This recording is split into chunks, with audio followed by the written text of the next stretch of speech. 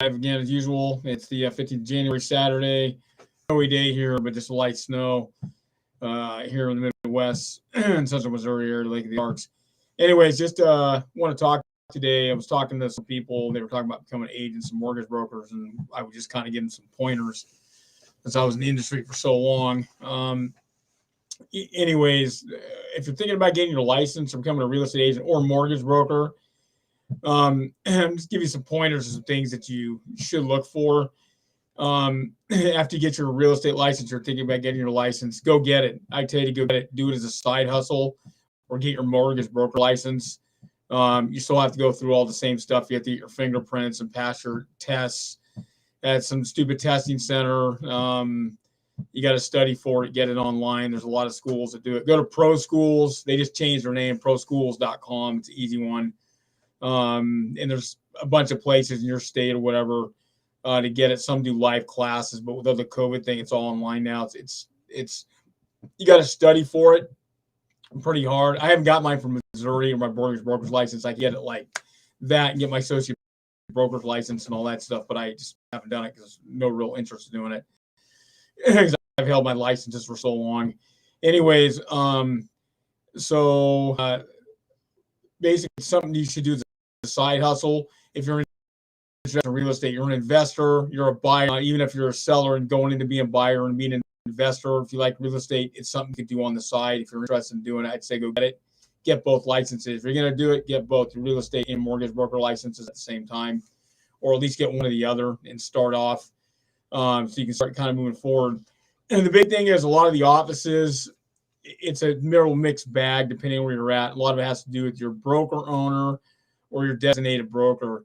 When you're starting out as a cherry and as your cherry realtor, I remember when I first started, I had a stupid 50-50 split. It was pretty lame. A lot of the big mortgage brokerages do that, but here's the deal. They provide you nothing. And most agents don't work from a desk in an office anymore. That died a long time ago. I mean, a long time ago. Most work out of the homes. They only use the office to meet clients. So there's really not a lot of benefit unless you're getting a high split. Now, if you're starting out, you're new, they don't provide you anything. The offices, you have to pay for everything. So you have to look at what your monthly fee is. When you start out as a split, you don't have the fee. Some offices do incur a fee, or they incur all the other stupid fees that you have to do because you may have to print stuff and do some stuff sometimes. So you have to factor that in. And you want to make sure you got a good printer at your house, or HP or Canon, whatever you're going to buy. But as an agent looking at an office, you're checking it out. You're going to have essentially, you have your top agents who aren't going to tell you anything because they don't have time for you. Even those top agents screw around a lot if they're there at offices. Some nights they don't. And especially with this COVID stuff going on, a lot of people are working from their houses. Also, too, when you're split, you're not going to, the designated broker or whoever's in charge isn't going to show you much. So, if you're going to get a split when you start out, make sure it's at least an 80 or a 90-10. If you can do it, some will be 70-30, but don't get caught at sticking for it too long. It's better just to go to a 100% shop and get trained on how to do it from a lot of trainers. The problem is that real estate's a pretty encompassing field, and so is being a mortgage broker. There's a lot of aspects to it. There's a lot of things you have to know. A lot of it's going to be your own experience and how to do it. A lot of people come from other kinds of businesses, so they can apply that. But real estate's a different bird because you're essentially, by the IRS thing, you're a 1099 contractor. So you get your full commission except minus the taxes and some of the insurance fees that come out of it.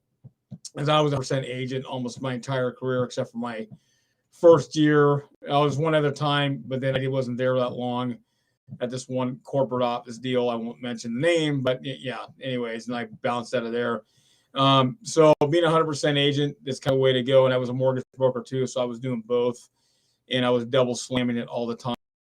And that's where you really kill it. But if you're going to do one or the other, they're both good. You just have to decide. I would tell you to do both. But anyways, when you go into the office, they're not going to show you anything. So they're not going to tell you about scheduling time, looking at homes. This all takes time when you're getting a listing. They don't tell you about the inspections you're going to have to do, meeting the appraiser, and just a whole handful of other stuff. There might be other inspections besides just a normal structural inspection for a property, because you may be doing a commercial property, a whole different deal than residential. But residential, you may be doing a structural structural inspection for a property. It takes time, and also too, you may have to do some other inspections that may come up around test, or you may have a special test for testing the soil or whatever, and you have to be there. So, these are things that you have to look at. It's a time-consuming thing, so you have to be able to use your time. If you're working, I've been doing it like I started.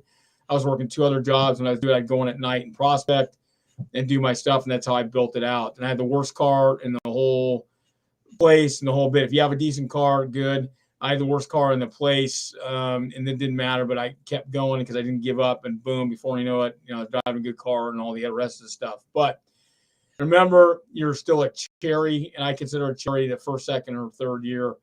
But especially when you're starting out new, they may have some, if it's a corporate environment, let's say it's this office, or Remax or Coal Bank or Century 21, whatever, or ERA, I think has some offices in the Southeast, but or a White Shirt, or Windermere, John L. Scott, or Keller Williams, or whatever, big regionals or national chains, the Exit Realties, the Realty Plus. I mean, there's all kinds of stuff out there. The thing is that because they're corporate, they may have some stuff that comes down as mandated offices, and they'll show you some stuff, but it'll be very little. So like I tell you about all these trainers down the road, I'll start putting some stuff out, that you can be able to purchase and stuff like that, and how to help you out. There's a lot of good books out there. If you go to Inman.com, if you're a real estate agent or mortgage broker, it should be Inman, I-N-M-A-N. It was started by Brad Inman. I remember when it came out in 96. You should go to there and start looking at it and get their news feed, because it talks about a lot of stuff. They had the top 10 books for real estate agents for 2022. And there's some good books out there. I know some of the authors, I've seen them before. And they're pretty scored away. Especially there's some 3 books I saw for new agents that are cherries like yourself, or even for mortgage brokers is good to do, because a lot of stuff you can do advertising wise at parallel. But the thing is, there's the structure. That's a problem with a lot of new agents. They don't show you the structure and how to manage time. If you're working another job and you're doing it on the side, good, keep doing it, because you always want to be making money. You always want to have a lot of top spinning. As being an agent, a mortgage broker, I still was running some other stuff on the side that I was doing that was real estate related. Some wasn't. When I was doing funds type of stuff, I haven't put up that site yet, leasefunds.com. Basically business funding, leasing funds for corporations, stuff like that. We had a side business doing that, and we were making a lot of money doing that. So, I mean, we've done a lot of other stuff, factoring loans, that proof of funds. I mean, we decide, flipping homes, this and that. But if you're getting into the business, you're new in the business, you need to check that out. Now, as a mortgage broker, it's a little bit different because it's cost intensive. So as a mortgage broker, if you can get a 70% split, that's pretty good. That's pretty much high end. There's really no 100% split for mortgage brokers because of the processing that's involved in doing it. There's a lot of stuff that has to happen. And it varies, like a process that works for a company, because I used to process loans because I did my own. I used to do mine sometimes to fill in, even though we had like 4 processors, but I used to come in and do it because it was one of my jobs as manager. And to do it, and also too, I had to take care of a bunch of other stuff when we were doing warehouse loans and what they called line loans. We had Washington Mutual, and we had some other banks, Saks, and of course these places don't exist anymore. But back in the day, they were pretty scored away. We had some other companies too. So we did that. We did our own loans and warehoused them and all that stuff. I'll get into that some other time. So anyway, you have to, a lot of questions of your broker, and a lot of times they're not going to give you time because they're doing loans themselves. Rarity that you see, basically, most mortgage broker companies are usually under 10 people. That's about right. I mean, there's the biggest mortgage company besides Rocket Mortgage, which is, I think it's Cincinnati. There's another big one out of New Jersey. It's pretty big. It's Rocket, but they're up there. But most mortgage companies are under 10 people. Most of them do VA or FHA loans. VA is easier to get than FHA and all that other stuff. But you need to find out what kind of loans that they do, how their office operates, that kind of thing. Paperwork to know. A lot of times the designated broker, the office, or the owner, usually the owner of a mortgage brokerage, generally they'll go over some of the paperwork, but you're going to have to fine tune it and ask a lot of questions to find out more about it. And doing marketing and stuff like that. Sometimes you work with realtors, sometimes you don't. And there's a whole methodology for that, which someday I'll get into. So if you get a 60, 40, 70%, if you can get a 60% split, a 70% rate split as a mortgage broker, that's good. 70% is what you're hitting for. As a real, if you're going in there, don't stay in an office, like if you're in a corporate office, or even if you're not, if you're going to stay in an office that's giving you a 50-50 or 60-40 or 70-30, 8-20, or a 90-10 split, unless you don't want to do that more than maybe a year, and you need to go to 100%. You can stay, if you can stay in the same office, go to 100%, you pay, and they take money out of your closing. Do that if you're working a full-time job or a couple other deals, you're on the side, do it. Same thing as a mortgage broker, but more intensified for a real estate agent. As you're doing it and you're trying to put deals together, and you've gone through and talked to everybody and blah blah, and there's going to be costs up front. It's a lot more expensive to be in real estate today than it was, because you need to build a site and do this and that, but you can still do it low cost, guerrilla style. If you go back to some of my videos, I've talked about ways that you can work it and really get in a guerrilla mode and start putting things together. And I don't care about your background, whatever you did. Like I said, I was telemarketing at 2 companies when I was started out doing it. I remember when I worked at this cleaning company, telemarketing for them, and I was working, 5 hours a day doing that, and I had some other stuff going on the side, and I was doing real estate. And it was 95, 96, and 96 is when I really took off. It was about towards the end of 96, November, October, September, when I started doing mortgages. And then I shot up real fast, and all I know it, before I know it, at 6, and then I kept climbing, 6, 6, 6, boom, 7 figures. And that was doing real estate and mortgages. So, and like I said, that was before I was 30. So when I started 25, when you're looking at offices, you really got to ask the broker some questions. If they're not into answering any questions for you, and they're kind of boring, if they're if they're going to show you great, but they're not going to show you a lot. That's why I keep bringing up all these different look at, and down the road I'll have my own stuff. There's a lot of regional trainers, but but if you get a lot of free stuff offline, having to pay for it, go to grantcardone.com. He's got his real estate deal and all the sales stuff. Watch the videos. Go to for only. Go to tomferry.com, buffini.com. You go to Kinder Reed. Tom brother Brian, I think he's still running down there. He's a realtor in San Diego, but he has stuff going on too, working on his dad and his brother. There's some other ones. I don't know if Kathy Courtney's still doing her coaching deal in Florida. There's some other ones in California, and some other ones in different parts of the U.S. that are more regionalized trainers. I can't remember some of the names, but anyways, so I'm just giving you that. Go to frankkern.com. Oh, deanjackson.com. That's the one I would tell you to go to. Morewhiskers.com. Dean Jackson's got a cool program that he has, and basically it follows 8 profit activators, the DNA. I tell you, ilovemarketing.com, and read it and download it, and you should have it with you. And basically how you focus in on how to target market, how to sell up your unique selling proposition, what you're going to sell, how you're going to convey it. Talk about your your mid, and ending sale after the sale. There's about 6 different categories. So you're not going to pay this. I'm not going to tell you how to time. I go to MikeFerry.com and go to his YouTube and look at some of the stuff. He has some stuff that came out of that. Tom Ferry did too. Stump came out with it. I Love Marketing just came out with one, and how to schedule your time and how to break it apart. Since you're early in 2022, you can knock some deals out. And like I said, I've gone through a lot of different aspects of how to do it. As a new agent, or you're thinking of becoming an agent, these are questions, even as a mortgage broker too, these are a lot of questions you need to ask as far as what's going to help me so I can become successful, because you're trying to make money and you're trying to help customers get scored away, and so you can get more referrals and build that out. So a lot of people from other industries, which is cool, sales already got the skill sets. And I know because I've worked in some other industries too. After 2008, I was just doing real estate because I was burnt out, and I got annihilated pretty bad in 1 week. One day I'll tell you about that. When the 2008 destruction happened. But I worked in did digital stuff, and I managed a bunch of stuff, and I was working for some other funding companies, and I was a manager because I already know pretty much nothing about funding. I pretty much don't know. And I was doing a bunch of other stuff. Plus I was still doing real estate and mortgages too.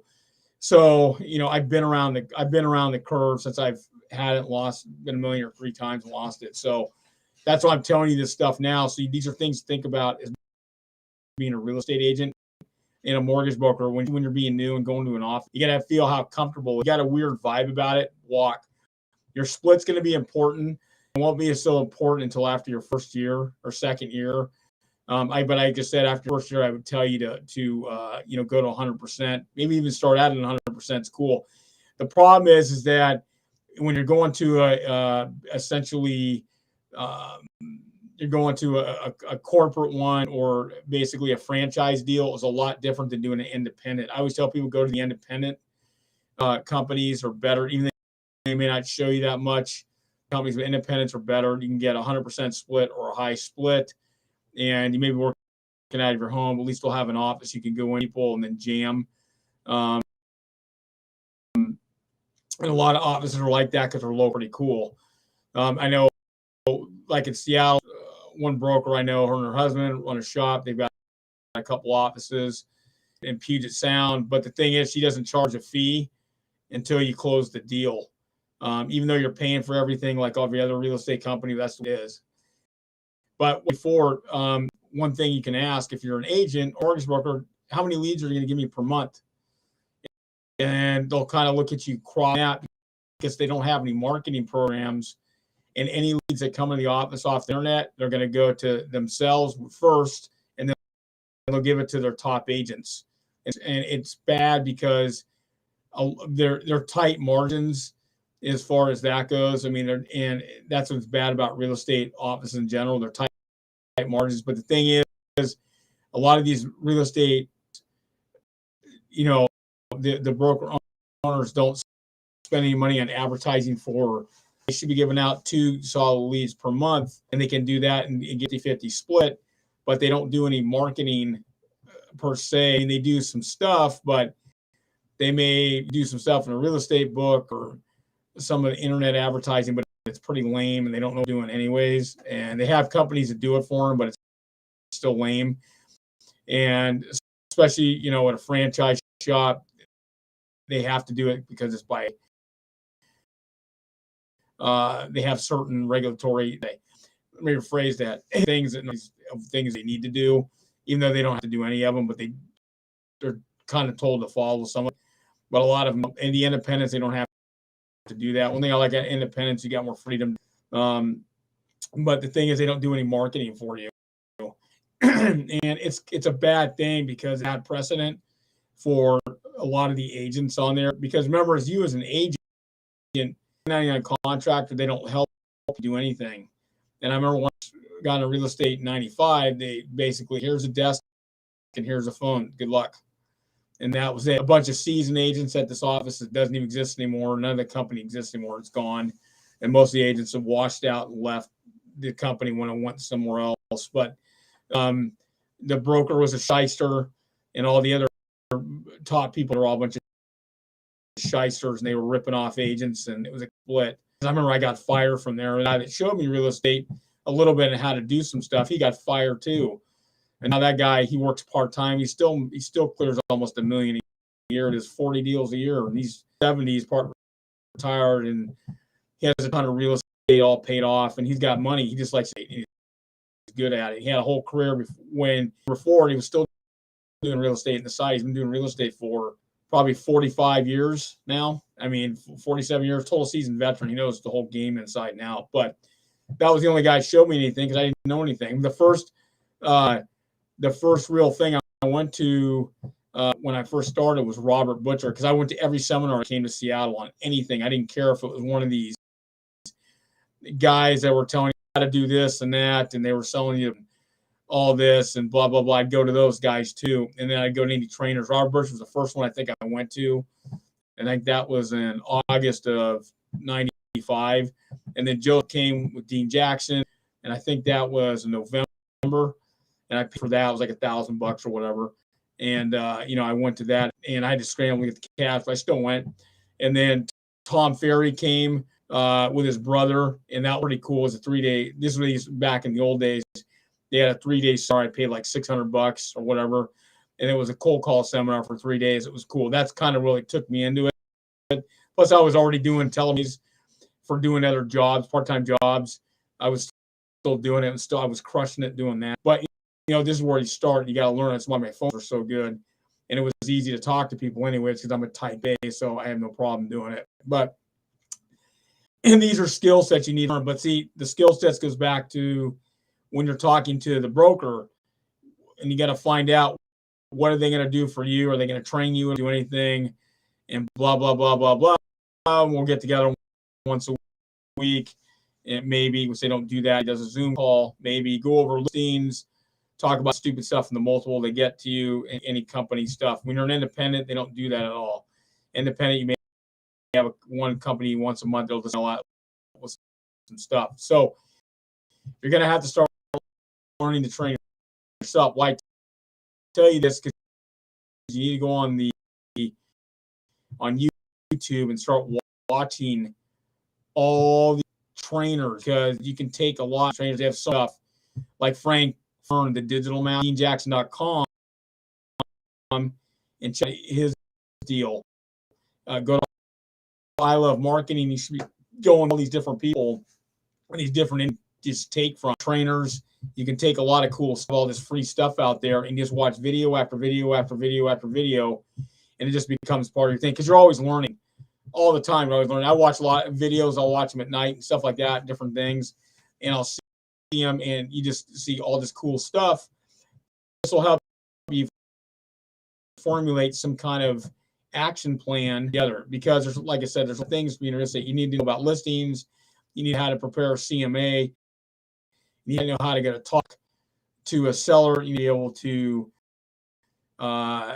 show which I can bring your iPad, but you know what? Even if you bring an iPad, I still want to have, I want to have a I want a paper thing of my CMA. I have one for the client and one for me when I'm doing the listing, so I can hand them something, because handing somebody over in paper works great. You can you can email it to them and you can do that, but I don't want to email it first and give it away before I get there. I want to hand them something so I can cover it with them.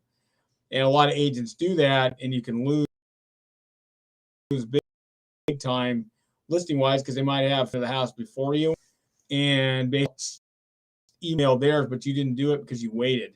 Like that. When you're a mortgage broker, you're going up, you're setting, you're meeting the client, whether you got it as a referral, you got it from a real estate agent or whatever. You need to start learning how to act and interact with them. And basically, if you're a mortgage broker, you need to have checklists. If you're a real estate agent doing a listing, if you're working with a buyer's real estate checklist, you're selling an apartment building, or you're going to list one, you need to have a checklist for those. You're doing a commercial checklist for that, because I know tons of real estate agents that do residential and commercial, because you need to do both. Now, I hate leases. I'll be the first in that. I did the small triple net lease, renovated gross lease, and all that. I hate leases. I used to just farm that out. I'll be the first to admit I couldn't stand them. I just went ahead and I get the referral free, and I just farmed it out. My cousin did the same thing because I couldn't stand doing them. No offense, but we just didn't like them. So we just go ahead and hand those out. If you're doing it just being a commercial agent, cool, do it. But the same things apply for residential, apply for commercial, a lot more hardcore and this and that. But residential prices are really caught up to commercial now, especially with a home that just sold for $190 million. Actually, I rephrase it. Apartment condo in New York, somewhere, and the guy got it for 80, turned around and flipped it a year or 2 years or whatever. It was yesterday's. It was yesterday on Fox Business. I read it, and I saw it somewhere else too. I think it was on CNBC.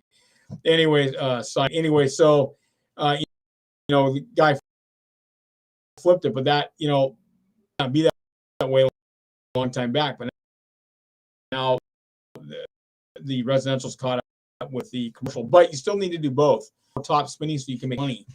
And so you're able to do both sides. And when you're an agent, especially when you're new, a lot of them go into commercial, obviously in the residential office, they don't know how to do commercial. Rarely. Most of the broker owners or designated brokers don't know squat.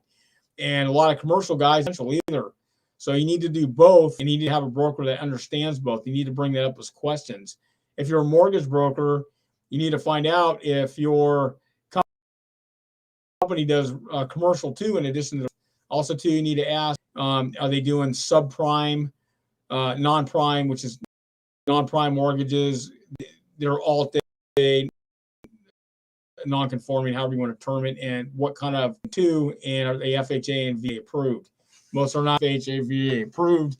That's just the way it has. They get it formatted. Now, remember, as a real estate agent, you can't do an FHA or VA loan, so you're going to have to give that to your broker or another loan officer in your company, in your mortgage company, to go ahead and just get a referral fee because you can't do it. But it doesn't matter. You're still getting a fee there, and you're cleaning up on the residential transaction, a deal on it. So, these are things to look at. And so if you're a new agent or cherry agent, if you've been an agent for over a year, you need to ask about taking yourself to 100% shop. Or you already stay at your place at 100%.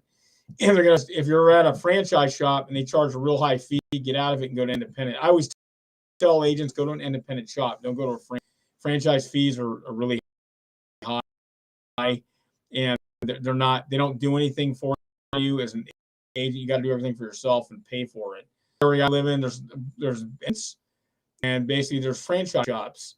There's one big major franchise shop in this area, which is a national company, and base split to a certain amount, and you can use all that. Great, but they still the same thing. The agents don't know anything. And I've talked to some of the agents of some of these companies, and they don't know squat. Even the experienced agents say stuff about commercial, residential. I'll call up and I'll start asking all these questions, and the phone just kind of goes quiet because I don't know what the hell I'm talking about. So, same with the mortgage brokers too. The area I'm in, I've talked to some of the mortgage brokers, and they don't know anyone in the same town I'm in. And he tried getting into me a long time back, but he didn't know anything about subprime stuff. It was kind of a joke. I mean, he just didn't, but he worked for a bank. So, there's another person I met that also worked for a bank. There's another person I met that worked for a bank. And then I met another person that worked for a mortgage broker, an actual mortgage broker, but that worker closed their office here. So, but the thing is, none of them got trained. None of them know really what the hell they're doing. So, and they're all trying to get into it with me about this and that, but I schooled them on all this other stuff because they don't know how to do anything. And that's another thing when you're a new agent. There's anybody going to show you how to put together deals. Now, some offices will have you go and sit with a experienced agent out, but it doesn't really mean much. A lot of you have all these teams now, which is kind of a joke, and you don't want to be part of a team in any measure. You want to be your sole independent deal. You can hire an assistant or two or three or whatever, their own thing. A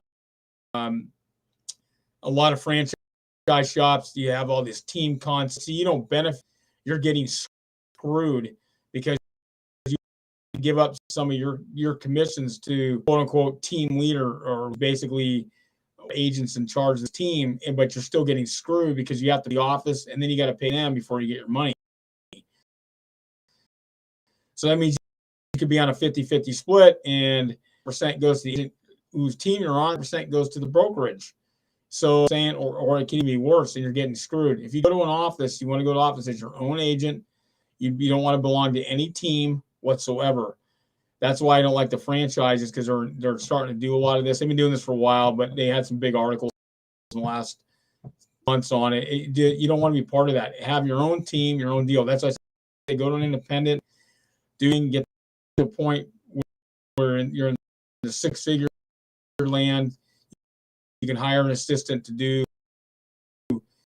your stuff, or hire more as you build it out. A real millionaire producer plus, and you're making it. So, you've over 50, 60 million in real estate sales, doing residential and commercial. Same with being a mortgage broker too. So you have to think about these things when you're starting out. When you're starting out, it's tough. You may have some people right out the gate, some buyers, listings, but after that it stops. So, especially when you're working another job and you're trying to get this off the ground, it's going to take time. And so you have to be patient. One thing you have to exercise patience. Me, I was pretty hyper about it. I just wanted to go, and I just did it. I was always on the phone. I was working 7 days a week nonstop until I built it out. Like I said, I used to have this board outside. This office doesn't even exist anymore. They tore it years ago. Anyways, you used to have to sign it. I said my goal was in 6 months I want to be on top of the board. Boom. And December I was on top of the board. At 6 months, I had 10 deals in 1 month. Then I got fired the next month, my 7th month. And, I had an incompetent designated broker who was a loser. And I had this, the administrative assistant for the office.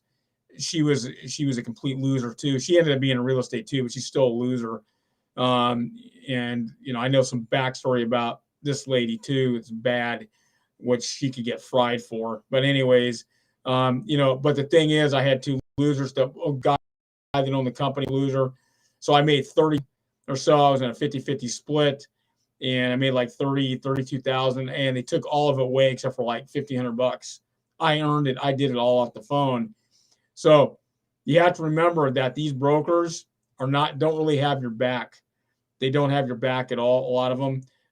So you have to be worried that every time you do a deal, and they don't show you the paperwork. So if you're a real estate agent and you're new, if you can afford to see a lawyer, or if you know a lawyer to go over some of the stuff with you, do it. These are things you think about, or if you can find an experienced agent to go through some of the purchase and sale agreement with you, you need to know that. You need to know the first 3, 4, 5 pages, 6 pages of the purchase and sale, the financing addendum. You need to know the inspection addendum. There's other addendums that have to do with, the utilities. You might be writing some of the stuff on addendums. Time addendums for is going to be a rent back agreement, and you need to be able to understand how those work out. I mean, there's a whole ton of addendums that they don't want to identify. Basically, identify the owners of a property. You may not even be able to list the property, and that you may have to do it by word of mouth if it's a multi-million-dollar property. There's a ton of addendums out there, and each multiple is different. Remember, these addendums, you need to know them, all of them. You need to go through them. These addendums only benefit the real estate brokers that you're at. And, get your associate broker's license. After 2 years in every state, pretty much you can get your associate broker's license. Down the road, you get up into the high 6 figures, 7 figures, start your own office. You're a one-man office, one lady office, do it. Start your own office and cut everybody out. You start your LLC, go through, get all the paperwork, get your own signs, do all your own stuff, and say, screw it, and do your own thing. You start hiring your agents, and you do it. If you hire agents, make sure they're 100% or a 90-10 split, for new agents, and start training them and start building out your own programs. The biggest thing is when I talk to owner agents, a lot of them, because they're so small, they don't do anything money. But the thing is, they don't have any real marketing programs out there. And that's just a bad thing, especially if you have other agents. If you got 8 or 10, 15 agents in your office, you're independent, or you're a franchise shop, you need to have a serious marketing program go, so you can give leads to your agents every month, because that inspires them to stay, and then knows that you have their back and you're showing them. You need to be able to do, a couple of trainings a month where you can go ahead and really get into some stuff and spend 5 or 6 hours in the day, or 5 hours in training on something specific.